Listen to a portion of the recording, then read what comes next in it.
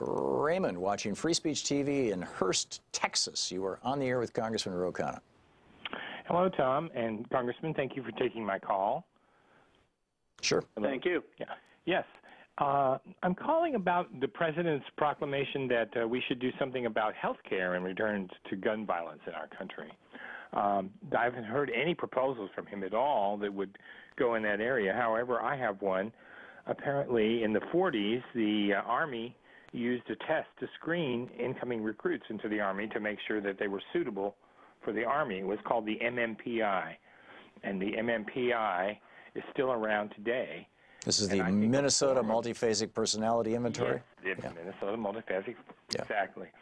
However, I think that we could modify this test in order to spot potential shooters in our schools.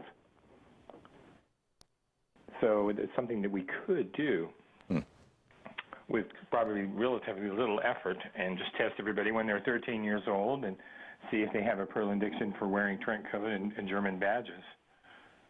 I had a friend like that in school. He had a Luger. He was very proud of it, and he scared us all to death with it. So I think it's something that's out there. You find a number of teens that do go down that weird road, and I think we just need to stop them before they kill. I'm certainly open to screening in terms of getting access to a gun and the appropriate type of screening. I don't know if we need to be, having psychological profiling on every student, and I'd have some civil liberties concerns if that was if we started using that more broadly. But if there's a way to do it consistent with people's civil liberties in cases where there is a threat of violence, or if someone is to prevent people from having an access to a gun, that I certainly would support. Yeah, the MMPI is really almost more of a personality profile, but the big concern here, I would think, Congressman, is what if you've got somebody like Donald Trump deciding not just what the test is, but what the criteria is that's going to be enforced.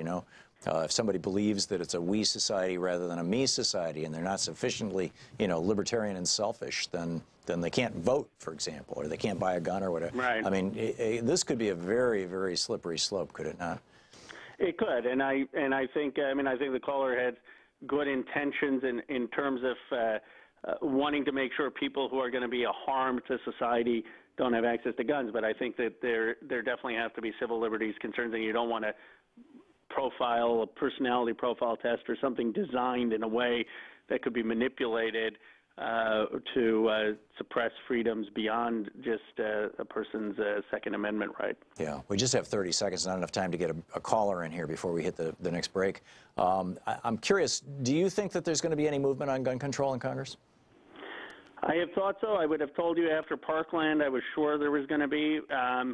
But every time I'm disappointed, and I can't say until the Democrats are in the majority.